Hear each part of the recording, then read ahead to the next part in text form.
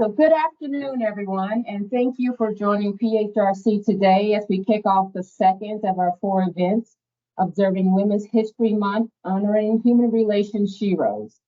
I am Regional Director of the Pittsburgh Regional Office, Dr. LaDawn Robinson, and today we're going to begin our program. We will have opening remarks from Executive Director Chad Dion Lassiter, following with the introduction of our featured speaker, Executive Director Tia Welch.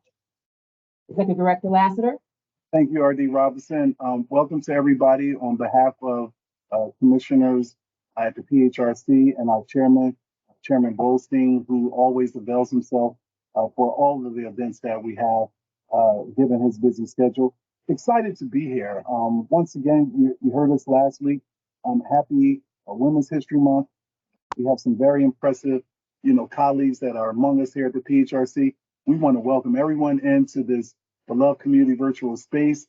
We're excited to have one of our thought leaders, one of our partners, one of our servant leaders, who's also a minister and Executive Director Tia Welch, and also an extended welcome to anyone who's on this beloved community virtual from the West Virginia Human Relations Commission. So I think I saw one of the commissioners, and so we're just happy to be here. Lastly, I want to thank Director Brockman for all of the things that go into this that I know of and that I'm sure I don't know of, but she makes sure that we get into this platform, we get into this format. Director Chang for organizing this, and for Director Robinson, Regional Director Robinson, for being in this space to introduce all of our speakers. I'll end by saying what I always say: put your metaphoric seatbelts on. We're here to listen, we're here to learn, and may everyone just continue to enjoy this. And let's continue to enjoy this month, even though Women's History Month is 365 days. And a special shout out to the chairman's wife, his mother, and a special shout out to Martin Cunningham's mother and my mother, who are just wonderful people. It's good to see everyone. Thank you, Executive Director Lassiter, for those opening remarks. So I am so very excited to introduce our featured speaker for today. For one reason, we probably both know all the words to Country Road Take Me Home because she is my West Virginia sister. And then second, because I love the topic of leadership. And today, Executive Welch will speak on servant leaders, who I believe to be a revolutionary group of leaders. So Governor Jim Justice appointed Tia L. Welch of Charleston as Executive Director of the West Virginia Human Rights Commission, HRC. Housed within the West Virginia Department of Health on July 6, 2021. In her role, Welch oversees the agency's efforts to eliminate discrimination and harassment in employment, places of public accommodation, and housing based on protected class by adherence to federal and state laws, such as the West Virginia Human Rights Act, Fair Housing Act, and Pregnant Workers Fairness Act. Previously, Welch served as the director of the West Virginia Equal Employment Opportunity Office. She worked to increase state agencies' understanding of and compliance with equal employment laws and practices to prevent workplace harassment and discrimination, while collaborating with other agencies to promote diversity and inclusion and eliminate barriers to employment. Prior to that service, Welch served as an employer engagement specialist for Goodwill Industries of the Kanawha Valley and worked for the Charleston Job Corps Center in various roles for nearly 20 years. HRC provides several opportunities for citizens, businesses, nonprofits, and stakeholders to receive education and training. The agency hosts 2 significant events: the April Fair Housing Conference and Governor's Annual Civil Rights Awards Ceremony. Welch holds a master's degree in theology from Freedom Bible College, a Bachelor of Science from West Virginia State University, and a ministerial ordination from the Heart of God Ministries International Fellowship of Churches. She serves as senior pastor of Heart of God Charleston. So let's give a warm welcome to our featured speaker and my fellow West Virginia sister, Executive Director Tia Welch. Good afternoon, and thank you so much, Director Robinson, for those remarks and that kind introduction. I'm honored to be here today to join the Pennsylvania Human Relations Commission. I know that you all are doing great work, and it is my honor and privilege to be a part of this today. I want to give a big shout out to my friend, none other than the servant leader himself, Executive Director Chad Lassiter. So please join me in celebrating him as well. He has been nothing but kind, competent, encouraging since I've taken on this role 3 years ago. And so I am humbled to be a part of this today and be in his presence. So I don't want to get emotional, but I am truly honored to be here today. And thank you for having me, and to the great team at Pennsylvania. You all are doing great work, and you continue to be a leader of change and innovation in what you all do there. And it is to be commended. So thank you so much. I'm here today to talk about, on this Women's History Month, and celebrate with you becoming a servant leader without losing yourself. And I would say that this is something that I do know about. It's not something that I've just read in a book. It's something that I actually try to put in practice as I lead day to day. And so I want to thank those that are helping me there with this PowerPoint presentation to move us along. And we'll go to the next slide. So the heart of the leader is manifested through service to others. We know that leadership is one of those things that people talk a lot about, right? There's so many books and resources and podcasts and all those things on leadership. And everyone has their own definition of leadership. But leadership is really influence and your ability to make an impact on others. Next slide. So we're going to define servant leader. This is a leadership style where you may not be familiar with, or may have heard very little about, or you may know a lot about being a servant leader. But the definition that I will use today is that a servant leader is one whose primary goal is to serve others with a servant first mentality, while prioritizing the well-being, development, and success of their team members, as opposed to a desire for power, notoriety, or wealth. A servant leader fosters community, collaboration, and shared success by creating an environment where individuals feel heard and respected, and ideas are welcomed. And we know a lot of times when you're talking about a servant leader, a lot of times people want to ask in leadership, well, what's in it for me? I'm the leader, I'm the person that's in charge. But I venture to say that you do have a lot of people around you who are leaders that may not even have the title. They may not have a title as director. They might not have a title of executive or being over a program manager or that type of thing, but they are still leaders. They are still people who have influence, people who have impact, people who are in the know. People go to them. And so we need to look at this in servant leadership. How does that impact us? How does that impact our organizations and things that we're doing in today's world? Next slide. One of the quotes I love by Dr. Martin Luther King Jr. is listed here. It says, everybody can be great because anybody can serve. You don't have to have a college degree to serve. You don't have to make your subject and verb agree to serve. You only need a heart full of grace, a soul generated by love. And I'm so glad about that, because sometimes I may not cross every T or dot every I or get the verb and the subject all to agree, but I know that I have a heart to serve. I know that I have a desire to put other people well-being and their welfare ahead of my own. And I know that when you talk about servant leadership, most people are not rushing to be a servant leader. So this is something that we can each embrace. And the good thing about it is you don't have to have a college degree. You have to have a heart to want to do it. You have to have a heart to want to serve. Next slide. So there's some common leadership styles, and we've all heard some of these and have become familiar with them through our various community approaches and leadership organizations and businesses.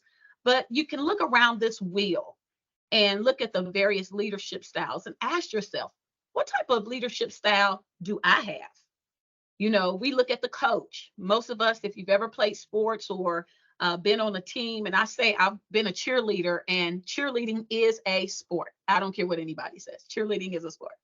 And so I had a coach, And my coach was very motivational. She always made us feel like we could go out there and we could, do our best and give 100%, even if our team was down, even if our team was losing, right? We're still going to go out and cheer for this team. We're going to still make sure that we do everything that we have to do, hit our stunts, do our little sideline dances and all that we needed to do, because she was a great coach. She challenged us to go further. She challenged us in practices to do those pyramids and get that back handspring we've been working on for weeks. She was a great coach, motivational, encouraging.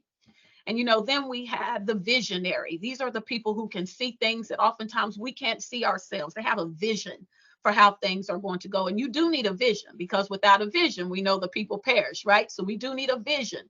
Where are we going to go? What are we trying to accomplish? We need a vision. And then there's servant, humble, and protective. So we can just go around this and look and see there's a transformational leader. This leader is challenging and communicative. This leader makes sure that when they come in spaces, they don't leave spaces the same way they came. So I have a little bit of that too in my leadership style, but a transformational leader. Laissez-faire is kind of a hands-off leader, just kind of let people go what they want to do. And some of that is okay because we don't want to micromanage people. We'll talk a little bit about that, but we also have to still lead. So as you look around this wheel, you can maybe find what type of leadership style you have through the common leadership approaches. Next slide.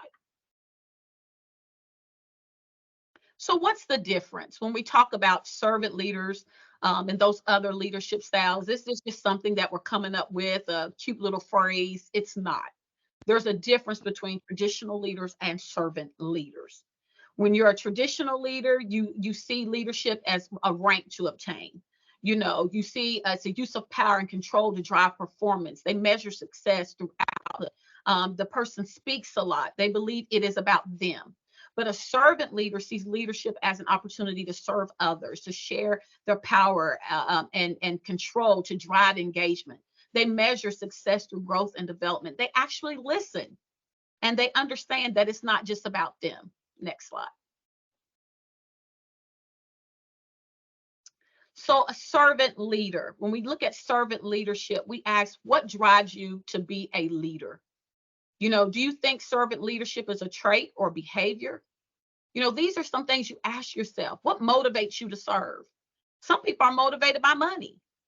Some people are motivated by getting their name out there.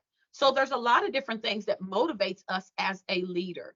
But we talk about, even in this leadership, servant leadership, there are our 3 C's of servant leaders. There's character, there's competence, and then there's charisma. Okay. And those things are very important when we talk about servant leadership. Next slide. One of the things I like that Michelle Obama said is success isn't about how much money you make. It's about the difference you make in people's lives. And when you're a servant leader, you're touching lives. It's not just a number. It's an individual. It's a person. You're touching people's lives. Molly Marty said, a noble leader answers not the trumpet call of self-promotion, but to the hushed whispers of necessity. All right. So we need to think about that. Next slide. Most women could be seen as servant leaders because women, we do a lot. We juggle a lot. We're always doing something for somebody else. We're often putting ourselves last, on the back burner. We make sure everybody else gets their appointments and then we fail to get on appointments, right? And so you could say, well, women are, great servant leaders. And most women can be servant leaders, not all, but servant leadership is not just for women. We see some women that I have here on this PowerPoint, Oprah Winfrey, Angelina Jolie. These are women who are servant leaders, right? But there are also men who are servant leaders. When I think about Tyler Perry and how much he gives back to his community and how he is a role model. And John Maxwell, we know that he's like the guru of leadership, right? So these are just some examples of not just being women as servant leaders, but servant leadership. This idea of servant leadership, this practice of servant leadership is not just for women. Next slide. And so when we think about servant leadership, people don't care how much you know until they know how much you care. And so that's a quote there by Theodore Roosevelt. But when you're a servant leader, you serve with your heart. Your heart is in it. It's something that you desire to do, something that you want to do. It's not something that is forced upon you. It comes from within, your desire to put others first, to make sure of their well-being. Next slide. Trust is earned in the smallest of moments. It is earned not through heroic deeds or even highly visible actions, but through paying attention, listening, and gestures of genuine care and connection. And that is so true. Trust is earned. You think about what makes you trust an individual. Oftentimes it's relationship. They've proven to be trustworthy, right? And so they built upon that trust. Next slide. So as we look at this servant leadership, we can see different things here. And we can look and see that servant leadership spreads out. There must be a genuine compassion. There must be a desire to inspire people. You have a shared vision when you're a servant leader. It's not just about my ideas and what I want. It's a shared vision when you have servant leadership. You empower others. And when you're empowering others, you're essentially telling them they matter. Okay? They matter. So that empowers them. And then a servant leadership, we lead change. A servant leader leads change. And they get productivity and results. Next slide. A lot of times we think that being a servant leader, you're not getting results, but you do get results as a servant leader because people have that desire to want to do more and people have that desire to want to work with you. So what do servant leaders do in the workplace? They actively listen. When you actively listen, you're not listening thinking about what am I going to say once the person finishes talking. When you're actively listening, you're not interrupting. Okay, when you're actively listening, you're paying attention to what's being said and what's going forth so that you can actually hear what the other person is saying. Actively listen, you encourage ideas. You give opportunities for education and training for growth and development. This is so important because everybody wants to grow. Everyone wants to develop. And a servant leader will see that within you and provide those opportunities for you to develop, whether that's taking webinars, seminars, attending conferences, going to training. They will encourage those opportunities. They do the 3 M's. They model, mentor, and monitor. Model means they show you how to be a servant leader by how they carry themselves. They mentor others because they want to see them grow and be their best self. And then they monitor, they check in with you. They make sure that you are walking the walk, right? Talking the talk and walking the walk. That's that monitoring piece is there. A servant leader will invest in people. This can be in helping with tuition reimbursement, conference attendance, those type of things. They invest in people. And they also invest their time. It's a lot of time that's taken in being a servant leader. A servant leader promotes work-life balance. They recognize achievements and accomplishments that you have and give direction, then allow others to do the job. That is so important. They don't stand over top of you. A servant leader doesn't, but they give you the room to do the job. They listen with empathy. Just some other ones. They lead with humility. They encourage input from the team when it affects their role. And here's one of the things I like servant leaders do. They celebrate with the team. The win is not just about me. The win is about the team. It's our success, not just my success. Next slide. So what servant leaders do not do? They don't talk more than they listen because we just talked about how they listen. Servant leaders don't have the my way or the highway attitude. They don't have that if things aren't going my way, I'm going to take my ball and I'm going to leave. That's not a servant leader. They don't lead as an authoritarian or a dictator. Okay. They lead with the idea of finding out what works best for the team, what works best for all involved. They let people do, they don't, this is a misconception that they let people do whatever they want. That's not a servant leader. They're not letting people do whatever they want. They have accountability measures in place, but they don't micromanage others and they don't refuse to lead. They're not laissez-faire. They do lead. They don't control or demand because a servant leader doesn't have to. They practice what they say. And because they practice what they say and they do the 3 M's, they model, they mentor, and they monitor. People have that desire to do what it is they're supposed to do. A servant leader does not take all the credit for teamwork. They acknowledge the members of the team. This was such and such's idea. This was Brian's idea or Tammy's idea. They share the credit for the teamwork. When that servant leader comes up, the whole team comes up. A servant leader does not allow themselves to be doormats. Some people think, well, this servant leadership thing just sounds like people walking all over you. That's not what a servant leader is. They don't allow themselves to be doormats. And a servant leader does not hurt you. Okay. They want to help you, and they don't stifle ideas. A servant leader says, if you have an idea to make this organization a better idea, to make this group a better group, to make this church a better church, come and share it with me. Doesn't mean I'm going to use every idea you give me, but I'm open to receive them and I'm willing to hear you out. Okay, so they don't stifle ideas. They welcome ideas as a servant leader. Next slide. And because I love Dolly Parton, I had to put her in here because she's got a quote that I really do like. She said, if your actions create a legacy that inspires others to dream more, learn more, do more, and become more, then you are an excellent leader. And she exemplifies leadership without even trying to be a leader. You know, she's a country singer, and I think she's even crossed over to some other things in her later years, you know, showing us that you can shift and you can change. But, you know, to have that opportunity to inspire other people to dream, to learn, to want to do, to want to grow, that is leadership. And it's servant leadership when you're doing it with the mindset of wanting their well-being, wanting them to grow, wanting them to accomplish, wanting them to achieve. Next slide. So what are the results of a servant leader in the workplace, this leadership style? How does it look in the workplace? Well, when servant leadership is in the workplace, there's a positive workplace culture.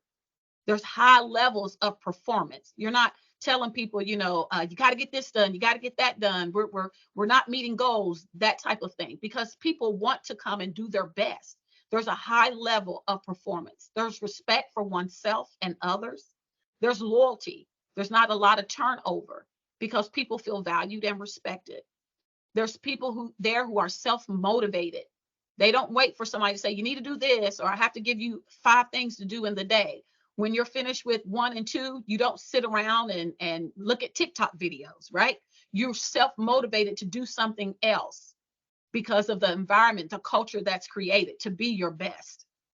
They buy into the mission and vision of your organization. There's a trust in the leadership. I know that I can come and I can talk to you. I know you're going to be concerned about my welfare and my well-being, not just in this particular setting of the workplace, but overall. They have a commitment to work. People come, they show up, they do their work. There's not a lot of call-ins and just people taking off for no reason whatsoever, but they're committed to their work. They're committed and dedicated to their tasks. There's growth and development. There's collaborative efforts and team goals. One of the things that I did when I came here about maybe a year or so ago is I pulled the team together, all staff, and I said, I want us to come up with some core values for the commission. And so we all came up with different core values, and there were some that I kept seeing come up. And we came together with a list of core values. And so we now have core values that guide the Human Rights Commission here in West Virginia. And our core values are respect, integrity, fairness, dedication, and professionalism.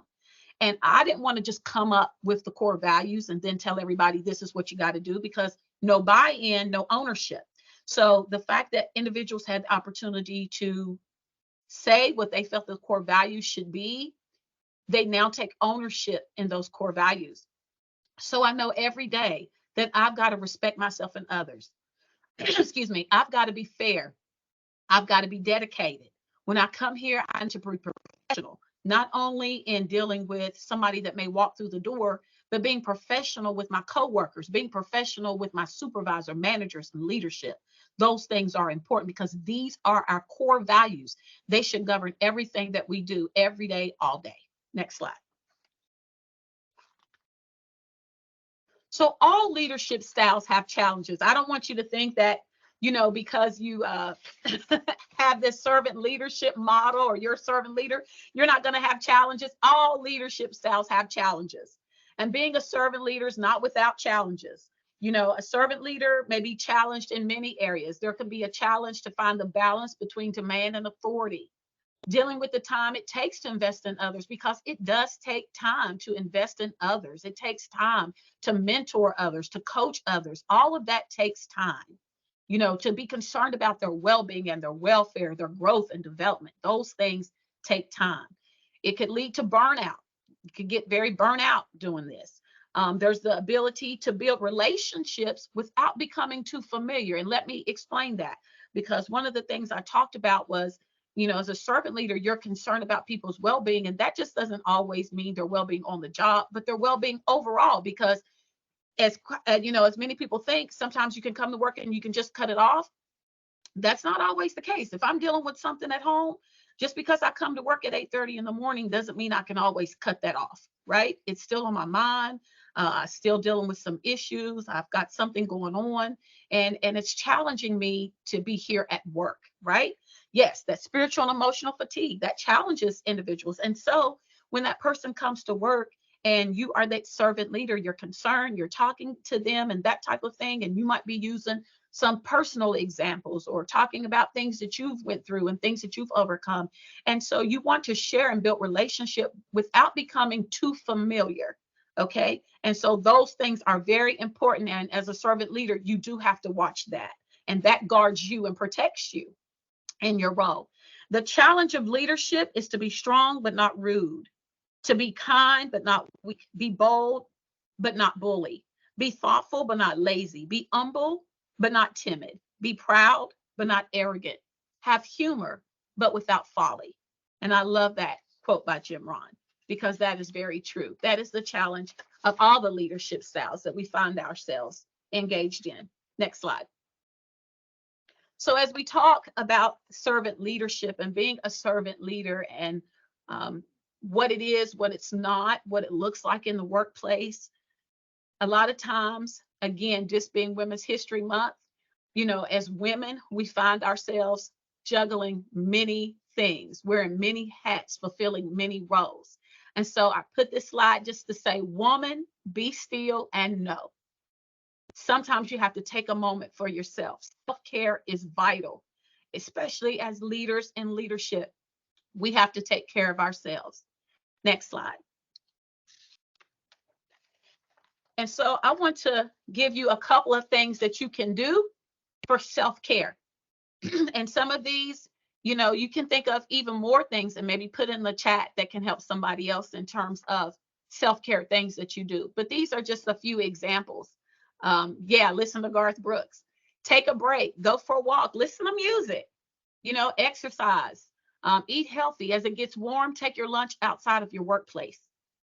Gardening, taking a bubble bath, pray, stretch, do something to laugh, sit in the sunlight, journal, buy flowers, have a girls' night out. All these, listen to music, podcasts, a date night, a spa day, you know, all these things, deep breathing. Believe it or not, those are things too, just deep breathing, just taking a moment to take a breath, step aside, take a break. All these things are very important, okay, in our ways. Yeah, do yoga, try yoga, or all those things. Next slide. So as we look at some of those things, you know, I would just encourage you with this in this month, take one of those items off that list and say, I'm going to apply that and I'm going to do that, right? I'm going to take one of those things on the slide and I'm going to make sure that I implement one of those things. And I'm not going to wait till next week. I'm going to implement one of those things this week, because as a leader, as a servant leader, again, we want to make sure that we have enough energy and effort to pour into someone else as to be poured back into us. You're pouring out, you need to be poured into. And if you're not careful, you've poured out so much, you'll be drained. And we don't want that to happen to you. One of my greatest examples of a servant leader is a great man who was meek and humble and lowly. He helped others, even though people didn't always help him. He washed the feet of others when he could have had other people wash his own feet. He was a king of kings. He was one who fed people. He was one who helped people, and he had no place to lay his own head. And so when we think about servant leadership and our roles of servant leaders, That is where I gain my desire to be a servant leader and to be effective in servant leadership. And so, when we think about what this looks like in being a servant leader and how I can implement it, I hope that you will take some of these things that we've shared on today and ask yourself first, am I a servant leader? Do I even want to be a servant leader? And what does that look like for me in my job, in my home, in my community, in the places serving, in the spaces that I am? How does servant leadership show up? And how can I be a better servant leader? So a servant leader, remember, puts being a servant first because they invest in the lives of others by listening, caring, and valuing the welfare of others, while adopting this leadership style, knowing that you too have value and worth.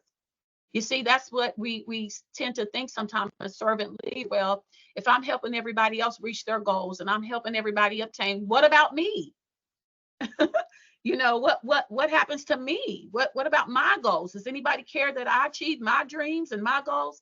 Yes, because I firmly believe what you make happen for others will happen for you. So I believe that if you're supporting others, you're going to get supported. I believe if you're helping open doors for others, doors will open for you. And it may not be overnight, but that's not why you're a servant leader. You're not a servant leader for what's in it for you. You're in it because you really have a heart and your motives are pure in genuinely wanting the well-being and the good, the growth and the development for other people. And so the last quote I'll leave you with is my own. I'm a servant leader because I genuinely want to see others learn, grow, and develop. If I can help someone reach their goal or achieve their dream, then we both win. It's a win-win. And so I'll leave it there and just open it up for any questions if we have time. Thank you so much. Yeah, thank you so much, Executive Director Welch. A wonderful, informative presentation about leadership, specifically servant leaders. I think that's it's a topic and a discussion point that we need to have more of in our day-to-day lives. I completely agree with you that you can be a leader at any space and point in your life. You do not always have to have the title or have the degrees. And especially with servant leadership, having the heart and giving people the space Yes. to be themselves and to have their voices. So thank you so very much. We will be opening up the floor to questions. I wanted to give you a little bit of time to get your breath, or if you want to hydrate a little bit. So I was thinking that you can maybe carry on that wonderful list of yours. I listed like watching nature when Yes. I wanted to refuel and relax, and just watching birds or whatever animals are around, and just watch. They're carefree, just doing their business, and it makes you also think about, what am I worrying about? If they're okay, then I think I'm going to be okay. Yeah, I just The want to, birds eat every day. The birds yeah, eat Yes, every we do. day. yeah. I just wanted to, as others are probably coming into this space, wanted to just briefly say, um, thank you so much. Thank you so much.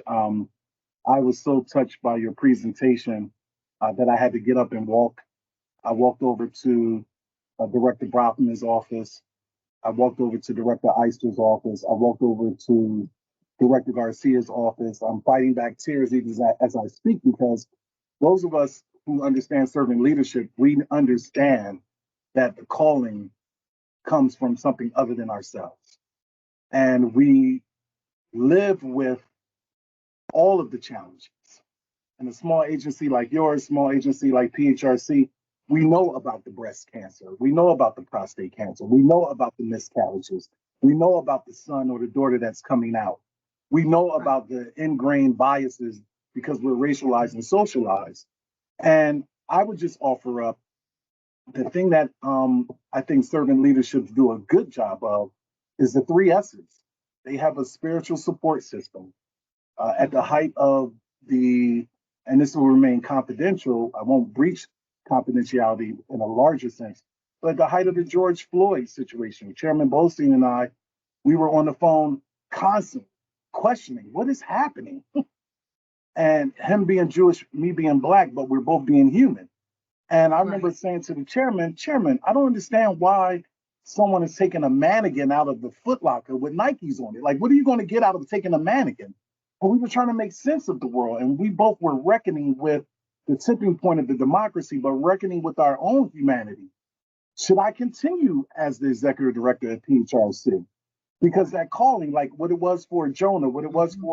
for Job, for so many of the people, and whether you're a person of faith or non-faith, servant leadership is That's right. both and. It's not either or. But it reminds me of Jonah. And Mhm. there's times where servant leaders want to walk away and they want to stop. And then you look around and you're ignited because of those who support you, who have a sympathetic, empathetic ear. And so I just wanted to offer that up. Um, just thank you, right? The moment of levity, right? Anybody on here who believes I listen to Cyndi Lauper, I don't listen to Cyndi Lauper. That was just a moment, right? I do listen to Garth Brooks, um, Okay. and a lot of hip hop. But no, I just wanted to sincerely say thank you, and let's open it up for others who may have a comment, who Sure. may have some suggestions. We'd love to hear. Don't want to force anyone. Is organic or and fluid, but we'd love to hear from Chairman Bolstein and Gregory Holtz, who lean in with their faith. Oh, there's the chairman. His hand is up. Great. Yeah. I just want to say, and I said it in the chat, um, I thought this was an incredible presentation. So thank you so much, Thank you. um, Director Welsh. It is um, a real privilege to hear somebody who lives being a servant leader. Um, I've been lucky in my lifetime to have had some wonderful role models who were servant leaders. And sometimes that's what it takes. Because you can read about servant leadership in a book, and I've read many of them, but you only really get a glimpse of what it's like when you have a role model and somebody who you work with, who Mhm. embodies all those characteristics that you laid out there. It's almost impossible for somebody to embody all of them. Okay, that's that's asking too much out of anybody. But if you can embody the vast majority of them, you'll become an incredible leader who will inspire loyalty among the people who work for you. And I think in my lifetime, what I've seen is the people who are the best leaders, the servant leaders, are the ones who inspire the most loyalty from their workers. Not loyalty because they like the person, but loyalty because they recognize that the person who they work for wants them to succeed, okay? Wants to give them every opportunity to succeed and to become a leader on their own. And I think for a lot of the people who work at PHRC, especially uh, what I would call our young senior executive staff, okay, because a lot of them are much younger than me. This is the time where you start to decide what kind of leader you're going to be, okay, and then you carry that with you throughout your life. So I think it's wonderful. I think we have a great servant leader who is our executive director, who cares very deeply about the people that work at PHRC. And I think just the mission of PHRC, right, is the kind of thing that inspires servant leaders to want to work for us. Okay. So again, I thought it was incredible. I really appreciate it.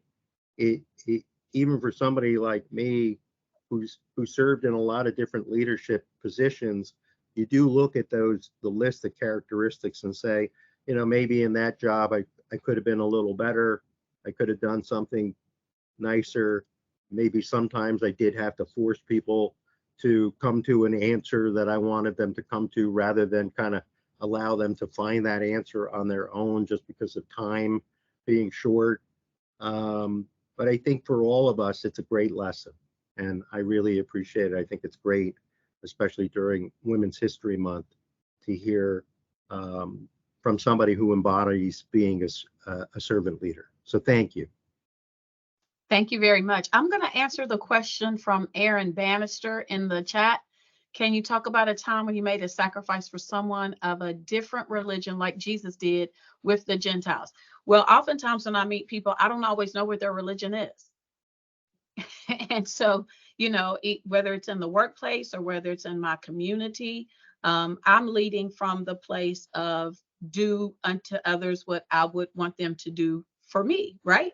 So I am looking at it from a perspective of, if I'm doing something that's going to help one, I'm going to do it for the next person too. It doesn't matter to me their race, religion, nationality, or any of that, because I believe as a servant leader, you're looking at the individual, and we have had these conversations and been in these spaces, where we may not believe, everybody doesn't have the same beliefs, right? There's some people that think certain things are okay that you might personally feel that are not okay. But even in the midst of that, when you think about the mission and you think about the vision of what we do every day and the difference that we make in the lives of people, that has to be put in the context of the bigger picture in terms of humanity and what you're doing to lift others up and their growth and their development, going beyond what their religious preference is or what their sexual orientation is. That's what we have to do as individuals. All right. So thank you, Aaron, for that. What was that? Anybody out here? Really? Sorry, guys. Indeed. It's nice out though. Please make sure everyone, if you're not asking a question, you're muted.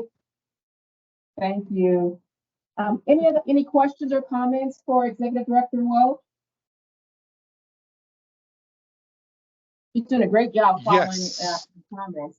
I'm sorry. I believe Supervisor Meck has a question. Okay. Hi, good afternoon. Thank you very much for that presentation. It really touched me and helped me when I saw the chart of the different types of leadership and styles. And I will say that I am learning to figure out myself as a supervisor and what comes naturally to me versus what doesn't, and trying to do that internal search within myself, asking myself what kind of leader I want to be. So this was inspiring for me that I feel that I'm on the right road. Being a servant style leadership, I really was connected to that one and transformational. But I have a question though, as an up and coming leader in my 30s, young family, life is busy. What advice would you give to the same generation of women leaders who are in this position of managing life, work, your passion, your dreams? And yet, as human, we will have those periods of burnouts and feeling defeated, frustrations. Was there a theme throughout life that you felt was your best go-to for self-care?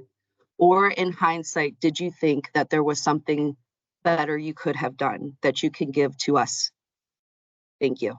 Oh, good question. Thank you for that. And congratulations on leadership in your organization and trying to find out what type of leader you are, because I think that's important. That self-discovery piece is important, and making sure you know who you are, right? And the servant leadership model and the transformational leader, they do work together. So that is something that you will often see. If a person is a servant leader, they do transform spaces and places from their leadership style. But I would just say one of the things that I've learned myself, being young, when I was single and not married, and I had 3 children, and I was trying to balance work and life and church and all the responsibilities that come with that, right? I'm grateful that I had support. I'm grateful that I had mentors and individuals that I could go to and look to. And sometimes those individuals didn't know that they were my mentors. And I often say Susie Orman has been my mentor for years and she doesn't even know it. So there are mentors sometimes that may not sit down with us and talk to us every day, but they are mentors just the same. So I would say that those are important to have. I always felt like I had to have balance. My family was very important and vital to me, and I needed to make sure that they were prioritized. And I say that even though, you know, I like my job and work is important. I need a job to eat, because you don't work, you don't eat, to pay the bills and all that good stuff. But I remember one time, and I shared this with a staff member just today. I remember one time I was working on a job and a lady was there. She was an HR assistant, and she was really going through some challenges because her mom was sick, and she was trying to be present at work and do her job, but she was also trying to take care of her mom as a caregiver. And she said, you know, it's really a juggle and it's really hard. And she made the decision one day. She said, you know, this is what I say. I can go and work at McDonald's, but I'll never get another mom. And so there are times when you have to make balance. You have to step aside. You have to step back for a minute. And one of the greatest messages I've ever heard preached, the title of the message, and I'll never forget it, was years ago. It said, "Come apart for a while before a while tears you apart." And so I think sometimes, even as leaders, you know, whether you, you know, have faith or not, as leaders, we do have to make sure that we take that time for ourselves.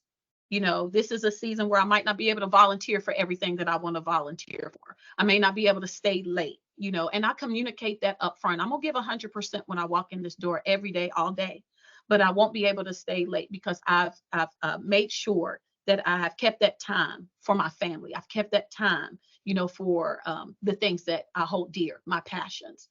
And so those are some things that I would say. And of course, I'm a woman of faith, so I'm going to pray, right? And so those are some things that I hope would help in your journey. Absolutely. Thank you so much for your advice. I love when I can have the opportunity to listen to a lived experience and take what valuable lessons that you have brought from that journey and apply it to my life, because I feel that I could speak for at least some people. You can't speak for everyone, but I know that sometimes when you question where you should be or what you should do, regardless of how much love and passion you have for certain things, a woman's heart is not one to play with. And when you want to get something done, we find a way. And so That's I right. appreciate your advice. Thank you so much. You're welcome. Director Garcia, I believe you had a question. Not a question. I just wanted to express my gratitude and having you here, because I think we have one of the most diverse senior leadership teams, and as well as the leadership in the rank and file. Many of them are female, and I think this kind of presentation is very important because they get a chance to hear from someone with lived experience, occupy a space and an identity that sometimes feel like it's far away because we do live in a male-dominated society. And so I appreciate this presentation very much. I'm a fan. I almost got up and walked around the office like the ED did, because you took us to church, and we really appreciate you being here and sharing. Well, thank you. One of the things I find, you know, I'm grateful for the men. I'm grateful for their leadership. I'm grateful for their support. I'm grateful for them advocating for women. But women also have to support other women. And too often we don't see that. You know, there's enough room for everybody. And so women have to support other women. And Executive Director Welch, there was a question. Are you able to provide or recommend any books, resources, etc., perhaps? Yeah, I read a lot of stuff all the time. But you know, there's a wealth of knowledge out there in terms of, you know, leadership books and leadership manuals. John Maxwell is one of my go-to on different leadership things. There's another book called Get Out of Your Head. There's a lot of books out there and resources and podcasts on leadership. I listen to a lot of different podcasts. I listen to a variety of podcasts. On families, marriage, you know, work, economics, all those type of things. So there's a lot of different podcasts out there and various books that you could obtain too. Just one additional comment. I think also when a lot of the terms that we use, and you're absolutely right, Executive Director Welch, are interchangeable. So grace and mercy is not terms that are just adherent to a faith. Grace and mercy are terms. The gift of discernment is not attributed solely to a faith. I think one of the great attributes that servant leaders have to do is there used to be a term called there used to be a terminology where people would say, I want for my brother or my sister or whomever what I want for myself. I rephrased that about 10 years ago. I want for my brother what they want for themselves. Growing up poor in North Philadelphia and also living in South Central Los Angeles, I want liberation. My brother might want to continue to sell drugs. It's true. Two golden rules. The golden rule that we always talk about is treat people the way you want to be treated. The staff here at PHRC has heard me articulate, treat people the way you were not treated. Some of us, and Director Wykowiak and Vanessa Edwards and Director Chang and others in this space, some of us, and definitely Supervisor Cheryl Meck has seen this on the probation parole side, some of us were physically abused. Some of us were sexually abused. Some of us were castigated. Director Eister and I, we had a 2-hour, 3-hour conversation in Pittsburgh where I felt compelled to share some life trauma with her. And so it's treat people the way you were not treated. And so one of the things that we have to always remember is that African proverb, the lion's story will never be known if the hunter is the one that tells it. And this work here is very impactful. It doesn't mean we all have to share, guess what? The PSA came back, I got prostate cancer. But at some point, we should be able to be relatable. And the reason why you heard me shout out Martin Cunningham for anybody that works at PHRC is because both Martin Cunningham and I are people of faith, and we're always talking about our mothers who are ailing mothers. I'm also reminded by R.D. Roth, who shares with me as her boss, as her servant leader, the love that she has for aging but yet graceful grandmother. That matters. The last thing, for staff at PHRC, the truly last thing, utilize your PTO. Yes. It's beyond work-life balance, and I've been one that said this. If I die while working at PHRC, my family's going to cash my life insurance from New York Life and from the PHRC. They're going to miss me, they're going to mourn me, and they're going to do whatever that people do with your life insurance. So while we're living, let's take care of ourselves. Don't hold that PTO time. Go do that.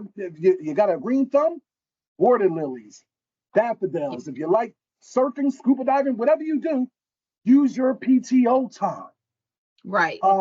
Because all you have is you. The greatest investment you can have is you.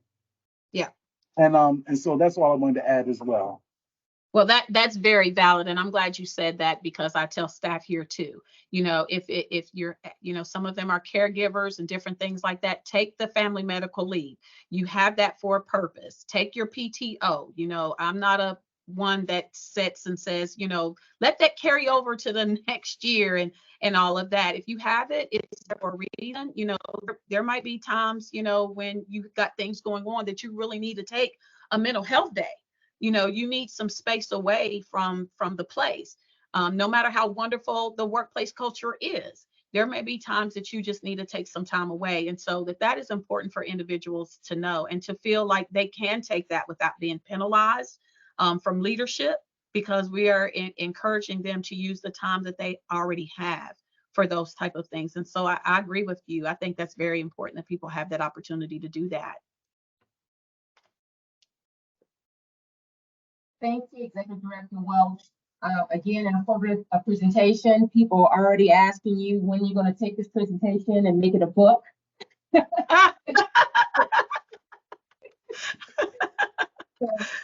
Edie, do you want to take us out or close us out with anything? Or I just once again, I say real quick before Director Laster jumps in, thank you again to the mission, to the Pennsylvania Human Relations Commission. I greatly appreciate you all allow me to be a part of this and be in this series. I tell you, I'm humbled by it and so appreciative to be able to be here. And I agree, you can't take anything with you. And you said they're going to cash in my life insurance and do whatever they do with it. But before they do that, I want them to cry. Executive Laster. Yeah, I want somebody to cry, because I want to make sure that I matter to you enough that you shed a couple of tears. I agree with you. So cry first before you eat the chicken. That's all I'm saying. Cry a little bit first before you eat the chicken. I agree with you wholeheartedly. I'll just end by simply saying, that one correction. Our goal for whenever we come to West Virginia is not just to impart our best practices, but also to learn. We learned a lot when R.D. Roth, Director Garcia, Desiree Chang, Zulai Rojas, Stacy Waters, a number of us went to the Ohio Civil Rights Commission. We went to the New Jersey Civil Rights Commission. We're going to the Boston Human Relations Commission. Yours, at some point, we're going to be going to Canada. We have a delegation that's going to come on board because we want to be able to, and I'll end with this, we want to be able to listen, we want to be able to learn. The listening and learning affords us an opportunity to lead. And then listening, learning, and leading ultimately equates to loving people with the highest form of love, not eros, but agape Right. love. Yes. Loving people whether or not they want the love, loving people whether or not they embrace the love. And so we love you with that highest form of love, agape love. And once again, you have a mutual supporter in R.D. Robinson who knows how to fight the good fight. You have Director Garcia. You'll meet Cheryl Meck, who's our supervisor for our civil rights division. And, you know, it's not just me, but I'm going to follow up with you because whatever's going on in West Virginia, it's happening in Michigan, happening in Ohio, happening in Pennsylvania. The turning of the tide at this tipping point, the wanting to get rid of DEI and attack LGBTQ plus individuals and attack people of color and all that stuff, banning of the books. We got a lot of work to do. Everybody on this virtual space, let's continue to soar for justice. Let's continue to love ourselves and let's continue to deconstruct those isms within ourselves. We love you. We look forward to seeing you. And we turn it back over to you to close this out, Dr. Robinson. All right, thank you, Edie Lassiter. Thank you, everyone, for joining us for this hour of church in any form you may want to call it in this space to being inspired, motivated, and also learn. Again, thank you, Executive Director Welch. I cannot wait to visit you in my home state. And All right. I'm originally from Beckley, West Virginia, so you know what city. Oh, Yeah. wonderful.